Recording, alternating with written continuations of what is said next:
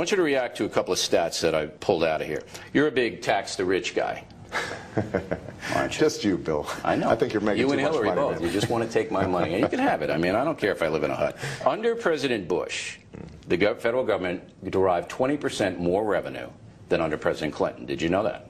Well, Did you know that? The economy grew, Bill. It grew, that's right. The economy grew. So Under President Bush, of course, the economy grew 19% more than Clinton. See, this is what I'm not getting about you Democrats. No. Hold on a second. 19%. Wait. Bill, hold on a second now. I mean, you know the famous saying about their lies, damn lies, and statistics. Yeah. I mean, you and I can play a statistics game. I know it's bull. I know it is. So let's be clear on the record, okay.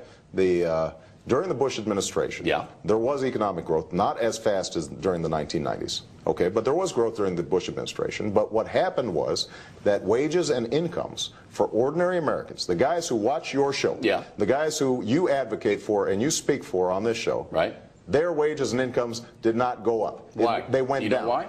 And the reason they went down is because most of the corporate profits and increased productivity went to the top, not just 1%, but the top 1/10%. Well, let me submit to you that you're wrong. And part of make an argument.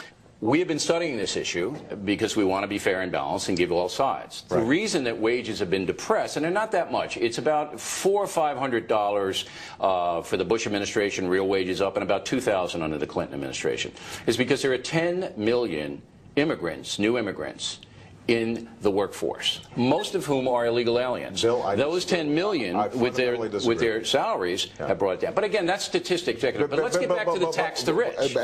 So let me just finish making my point.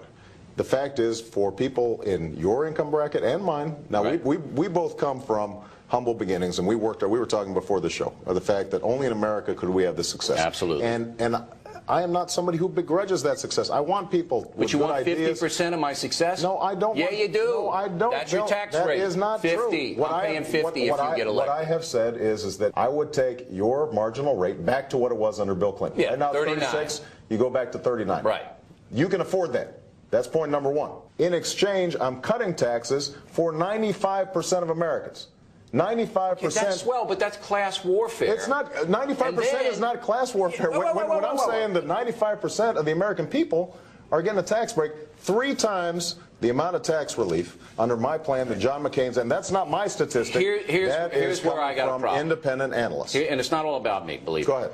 20% more revenue coming in under Bush than Clinton. All right, he cuts taxes, people invest more.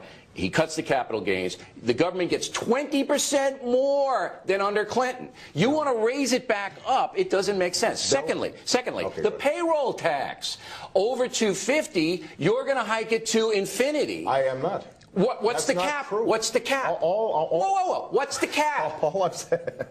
All I've said is that after $250, right, then we could raise the cap, not out to infinity. We could or we will. What I've said is that if we've got a set of options to stabilize Social Security, which I think is important, and I think you do too, because there are millions of seniors out there who depend on it, and we've got a couple of options. We could raise the retirement age, or number 2, we could cut benefits. Try living on Social Security right now. That's no fun if you're a senior. Number 3, we could just do nothing, in which case, in the out years, Social Security will be. Let me finish my point, Bill. In the out years, it's going to be essentially a reduction in benefits. We could raise the payroll tax on everybody. Don't do that. So, but there's no free lunch. So my only point is... No, there is a free lunch. What is the free lunch? The free lunch is that you're taking the wealthy in America and the big earners, okay? You're taking money away from them and you're giving it to people who don't. That's called income redistribution. It's a socialist tenet. Bill, come on, you know that. You went to Harvard. Teddy Roosevelt supported a progressive income tax. Look. Not at the level you do. Bill, I don't like paying taxes. What, you think I like writing a check? What I believe is that there's certain things we've got to do, and we've got to help people who are having a tough time affording college so they can benefit like we benefited from this great country, people who are having a tough time, they don't have health care, people who are trying to figure out how they are going to pay the bills, and there are certain things we've got to do. Our infrastructure, look at what happened in Beijing. You go to the Olympics, and these folks are building. And we've got sewer lines that are crumbling. And at a certain point, we've got to pay for it. You're not across the boarding it. You're going, Bill, I'm taking from the rich, I'm Robin Hood Obama, and I'm giving to everybody else. All I'm saying is... And then you want to raise corporate taxes. No, I don't. That's not true. You don't want to raise? You're not going to raise corporate tax? All I'm saying is, if we've got something that we've got to pay for, under George Bush, the debt has gone up $4 trillion, right? So that's a credit card we're taking out on our kids from the Bank of China that they're going to have to pay back. On terror, though, come on. Well, no, that's not true.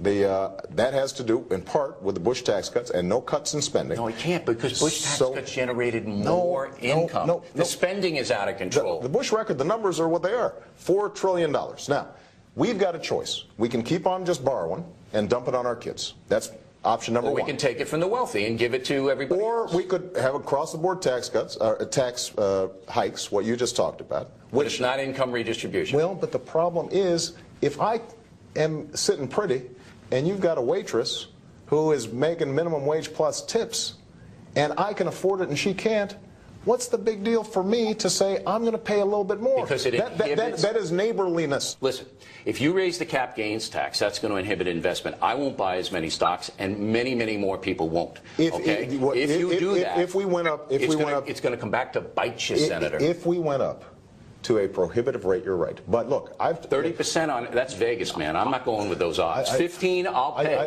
Not 30. I didn't say we would go to 30. You said between 25 and 28. No, what we said is, let's say we go up to 20. I've talked. 20 is okay. Not 25. Okay, well, you and I agree. All right. All right.